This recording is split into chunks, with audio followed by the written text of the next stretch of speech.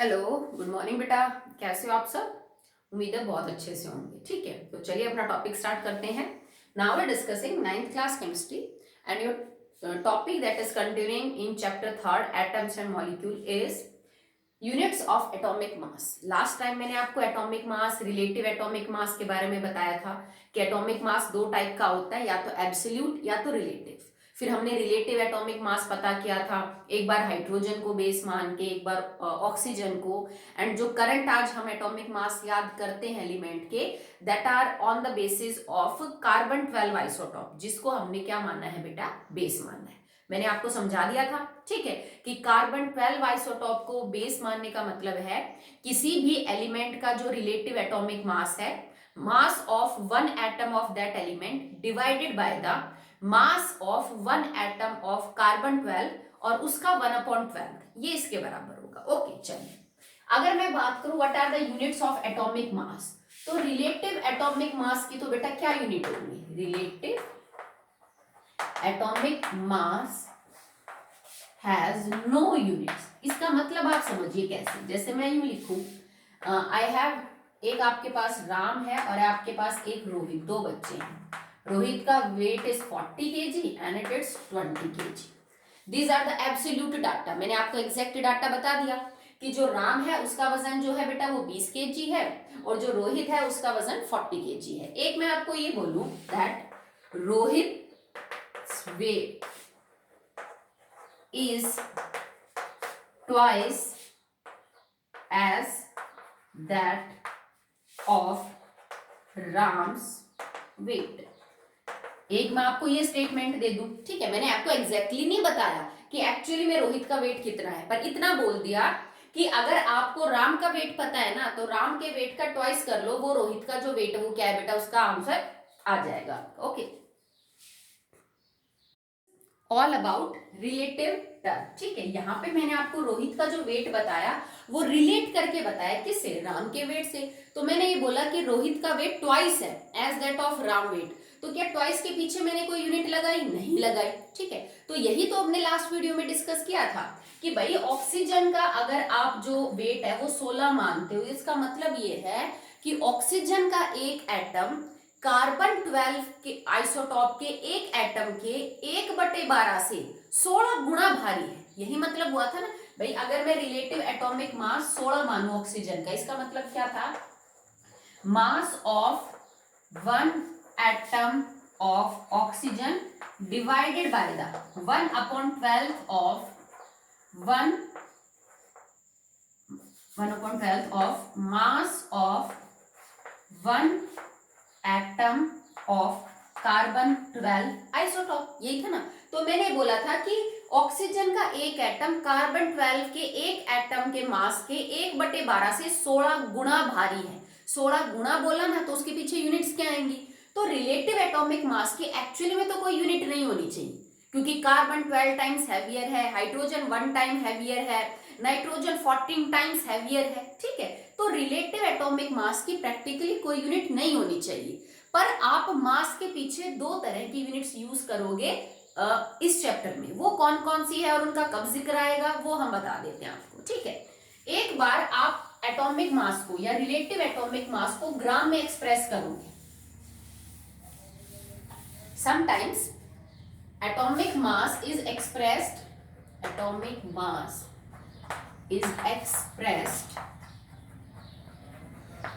in terms of gram। ठीक है भाई, किसी का वजन जो है वो कई बार हम ग्राम में रिप्रेजेंट करते हैं। अगर किसी भी एलिमेंट का मास मैं ग्राम में रिप्रेजेंट करूं, तो इसका मतलब अब वो जो मास है वो ग्राम एटॉमिक मास बन गया। ठीक है, atomic mass is expressed in terms of gram, then it is called gram atomic mass। किसी भी एलिमेंट का मास अगर ग्राम में एक्सप्रेस करते हो, आप यूनिट पीछे ग्राम यूज कर रहे हो, तो now it becomes gram atomic मास। जैसे मैंने लिखा ऑक्सीजन का मास 16 ग्राम, तो ये ऑक्सीजन का ग्राम एटॉमिक मास हो गया। ठीक है। अगर मैं लिखूं ऑक्सीजन का 16 then it is relative atomic mass. Okay, मैं लिखूं कि सोडियम का 23 ग्राम जो है वो एटॉमिक मास है, तो now it is gram atomic mass. If atomic mass is expressed in the units gram then it is known as gram atomic mass. Clear है? ठीक है। चलिए, एक और यूनिट होती है जिसको हम बोलते हैं AMU। एक तो ग्राम यूनिट हो गई इस मास को एक्सप्रेस करने की, एक होती है AMU that is atomic mass unit. अच्छा, एक बात समझो, आप ये सारा तामझाम क्यों करना पड़ रहा है? इतनी मेहनत क्यों करी भाई? हमें हाइड्रोजन के एक एटम का वजन पता करने के लिए इनडायरेक्ट मेथड क्यों यूज करने पड़ रहे हैं? हमें कार्बन के एक एटम का वजन पता करने के लिए इतने मेथड क्यों यूज करने पड़े? मतलब एब्सोल्यूट क्यों नहीं बता दिया किसी का भी? तो एक तो ना वो डाटा बड़ा छोटा होता है एब्सोल्यूट, अगर किसी भी एक एटम का तुम मास पता करो। दूसरा बेटा, जब ये कॉन्सेप्ट आया ना तब ऐसे इंस्ट्रूमेंट नहीं थे कि आप एग्जैक्टली किसी एक एटम का मास पता कर सको। आज तो बड़ा पॉसिबल है ये। आज आपके पास जो है वो मास स्पेक्ट्रोमीटर इंस्ट्रूमेंट होता है जिससे आप छोटे से छोटे एटम का भी मास पता कर सकते हो।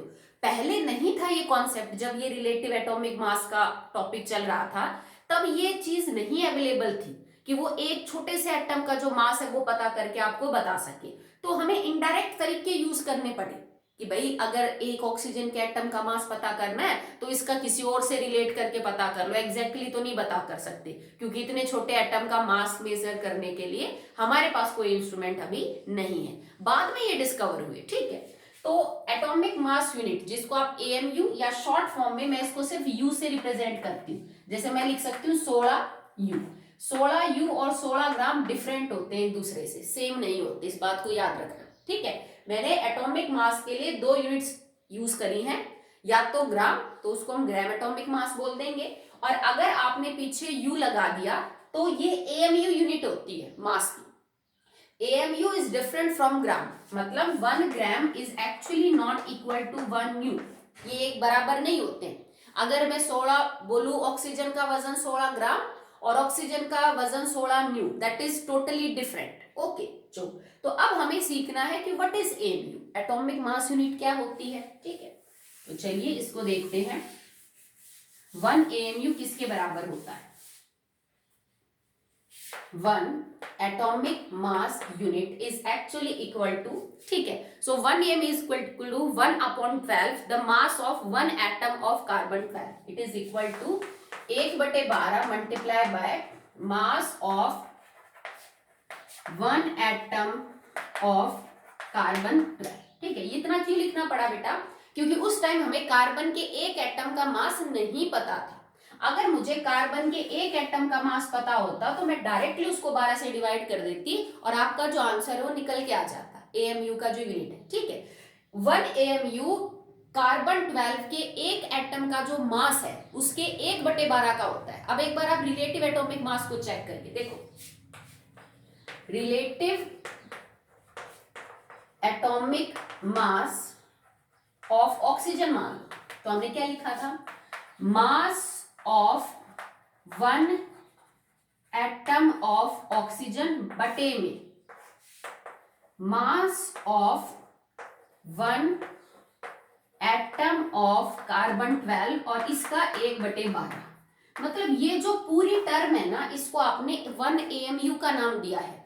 1 atomic mass unit is actually the mass of 1 atom of carbon 12 जिसका 1/12 हमने किया है। तो ये जो यूनिट हो गई ना एक्चुअली में आपकी कितनी हो जाएगी बेटा? दैट इज 1 AMU, ठीक है। तो यहां से तो देखो ऑब्वियस सी बात है, रिलेटिव एटॉमिक मास जो ऑक्सीजन का होगा वो कभी भी इसके बराबर नहीं हो सकता। अगर मैं यहाँ पे लिख दूं 16, ठीक है, मैंने ऊपर लिखा mass of 1 atom of oxygen divided by 1 AMU, तो ऑब्वियस सी बात है यहाँ ऊपर कुछ डाटा तो आएगा ना, एक एटम ऑक्सीजन का जितना भारी होगा, तो 16 ग्राम AMU के बराबर नहीं हो सकता। So 16 gram is not equal to 16 AMU या 16U। ओके, तो mathematically 1 atomic mass unit is actually equal to carbon 12 के एक एटम में जितना वजन है, अगर उसको मैं भाग दे दूं 12 से तो वो निकल के आ जाएगा। अब देखो मुझे डायरेक्टली नहीं पता कि कार्बन के एक एटम का मास कितना है, पर मैं इनडायरेक्टली बता सकती हूँ। वो अभी जो मैं ये कॉन्सेप्ट यूज करूंगी ये चैप्टर में आगे पढ़ना है, मैं अभी इसको थोड़ा यूज कर रही हूँ। कैसे?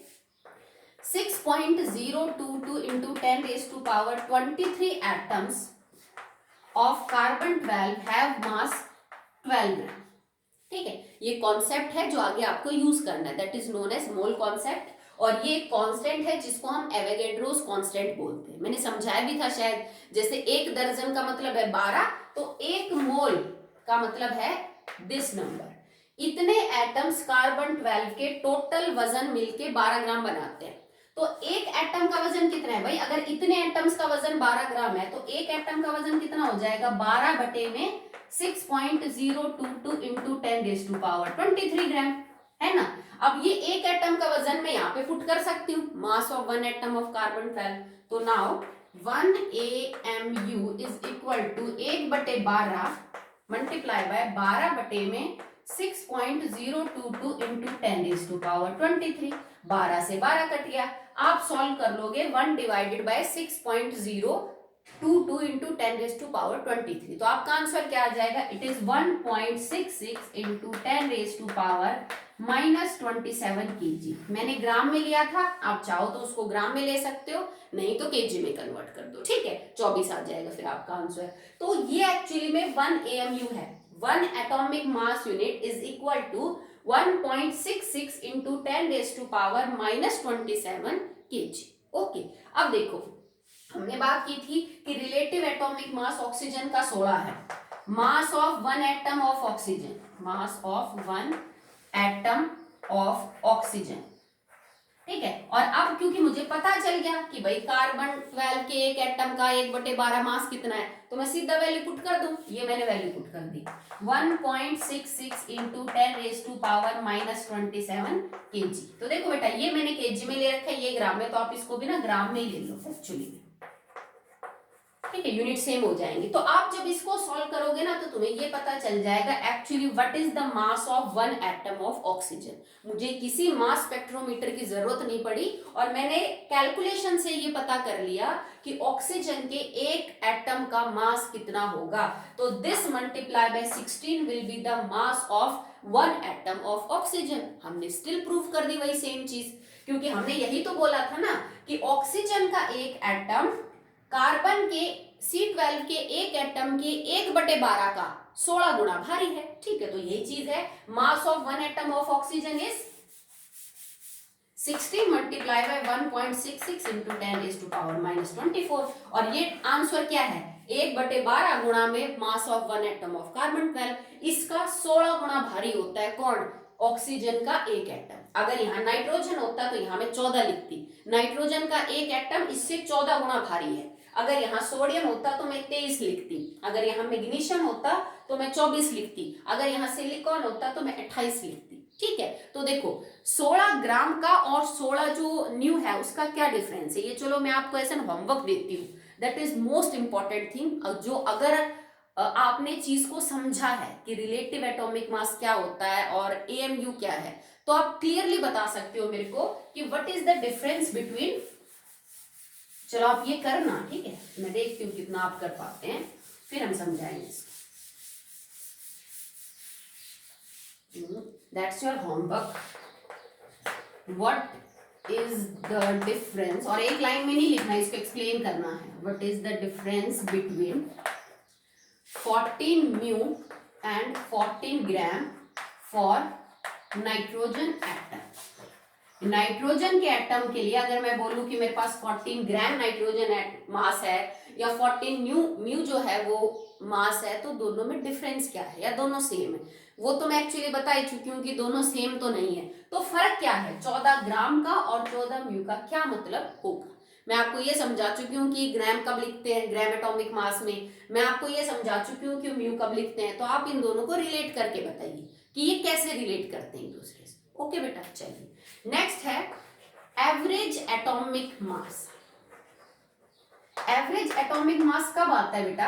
अगर आपका एलिमेंट आइसोटॉप्स की फॉर्म में पाया जाता है। भाई आइसोटॉप्स क्या होते हैं? जब एक ही एलिमेंट एटॉमिक नंबर तो सेम रखता हो पर उसका मास अलग अलग हो। जैसे मान लो तुम्हारे पास छोटा सा कोयला हो, उस कोयले में करोड़ों एटम कार्बन के हो और तुम्हें लगे कि इसमें से मान लीजिए कि 60 लाख तो एटम है ना, वो कार्बन के ऐसे हैं जिनका नंबर तो 6 और मास 12 है, जबकि 40 लाख एटम ऐसे हैं कार्बन के जिनका नंबर तो 6 और मास 14 है। तो मैं बोलूंगी ये कार्बन के आइसोटॉप है, ठीक है, जिसमें एक का मास 14 और एक का 12 है, जिनका नंबर से मास अलग अलग हो। तो जब आपका कोई भी एलिमेंट आइसोटॉप की फॉर्म में एग्जिस्ट करता है तो आप उसका एटॉमिक मास कैसे बताएंगे? जैसे मान लो एक का 12 एक का 14 है, तो तुम क्या बोलोगे है कितना उसका, क्योंकि उसमें तो अलग अलग एटम है, अलग अलग मास के हैं। तो उस केस में आप एक टर्म यूज करते हो एवरेज एटॉमिक मास। और एवरेज एटॉमिक मास आप कैसे पता करते हो बेटा?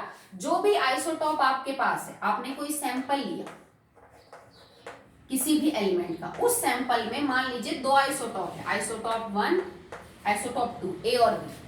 ए की परसेंटेज कितनी है और बी की परसेंटेज कितनी है, ठीक है। जैसे माने अभी मैंने आपको समझाया ना कि 60 लाख तो एटम थे जो C12 थे और 40 लाख एटम थे जो कि C14 थे।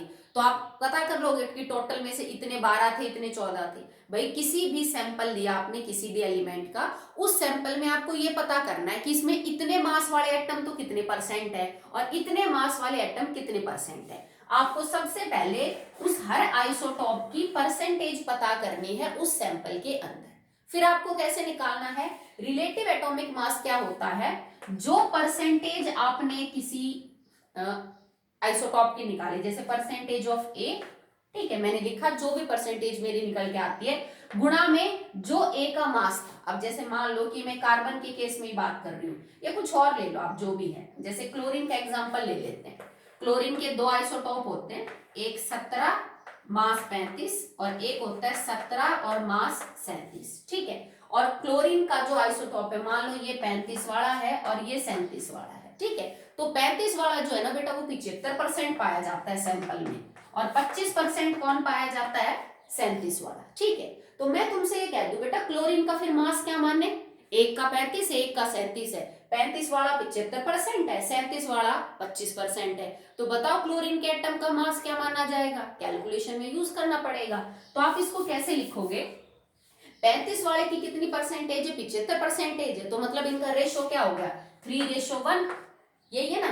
तो 3 मल्टीप्लाई बाय 35, जो फ्रैक्शन है इसका, मल्टीप्लाई बाय जितना मास है, प्लस में 1 मल्टीप्लाई बाय 37, ठीक है। और टोटल रेशो क्या हो गया आपका?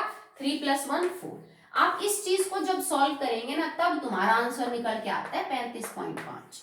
तो मैंने बताया था ना कि क्लोरीन का जो एटॉमिक मास है वो 35.5 है। क्यों है? क्योंकि क्लोरीन के दो आइसोटॉप होते हैं और दोनों अलग अलग रेशो में पाए जाते हैं, तो मुझे दोनों आइसोटॉप्स का एवरेज निकालना पड़ता है, ठीक है। और एवरेज इनका 35.5 आएगा, क्योंकि देखो 35 वाला जो है वो बहुत ज्यादा है और 37 वाला थोड़ा कम है, दैट्स वाई। आप बराबर बराबर नहीं कर सकते कि मैडम 35 ये नहीं करेंगे बेटा, 35 प्लस में 37/2 कर दो ना, गलत हो जाएगा, क्योंकि फिर तो मतलब हो गया कि 35 भी 50% और 37 भी, जबकि एक्चुअली ऐसा नहीं है। 35 वाला तो 75% है और 37 वाला खाली 25% है। तो मैं दोनों को जोड़ के 2 से भाग नहीं दे सकती, वैसे एवरेज नहीं निकालेंगे, हमें उस रेशियो से मल्टीप्लाई करना पड़ेगा जिस रेशियो में ये अवेलेबल है। क्लोरीन का तो एक एग्जांपल लिया है, बहुत सारे एलिमेंट के आइसोटॉप होते हैं, हाइड्रोजन है, कार्बन, नाइट्रोजन, ऑक्सीजन, बोरोन, सबके लिए आप यही मेथड जो है वो यूज करेंगे। जो इसको सॉल्व करने के बाद आएगा वो आंसर एवरेज होगा। ज्यादातर एलिमेंट्स का जो मास है ना बेटा वो फ्रैक्शन में ही होता है, वो तो हम अप्रोक्सीमेट कर देते हैं उसको। जैसे मान लो कि लाइक आपका जिंक का केस हो, लाइक आपका आयरन का केस हो, ठीक है, या फिर स्कैंडियम हो, वेनेडियम हो, इन सब के आपको पॉइंट में मिलेंगे। मैंने आपको इनका मास लिखवाया था ना, तब मैंने बोला था कि अप्रोक्सीमेट कर सकते हो, जैसे किसी का 52.9 है, 54.89 है, तो इनके फ्रैक्शन में इसीलिए आते हैं क्योंकि आइसोटॉपिक एलिमेंट है, ठीक है। फिर इनके हम अप्रोक्सीमेट करके जो है आपका आंसर लिख देते हैं। हाइड्रोजन का भी 1 नहीं है, 1.008 है, वो इसीलिए क्योंकि हाइड्रोजन के भी 3 आइसोटॉप बेटा होते हैं। ऑक्सीजन का भी पूरा 16 नहीं होता है, वो हमने अप्रोक्सीमेट कर रखा है, ठीक है। तो जब कभी भी आइसोटॉप होंगे आपका जो मास है वो थोड़ा पॉइंट्स के अंदर आ सकता है, ठीक है। तो आज के लिए बेटा इतना ही करेंगे, दैट इज योर होमवर्क। मैं बिल्कुल उम्मीद करती हूँ कि आपको ये चीज़ समझ आई होगी, क्योंकि इसमें दिमाग लड़ाना पड़ेगा। कीप ट्राइंग, अगर नहीं आता है तो फिर मैं कल की वीडियो में समझाऊंगी। मेरे को मैसेज कर देना कि मैडम नहीं हुआ, तो फिर मैं बता दूँ। ओके।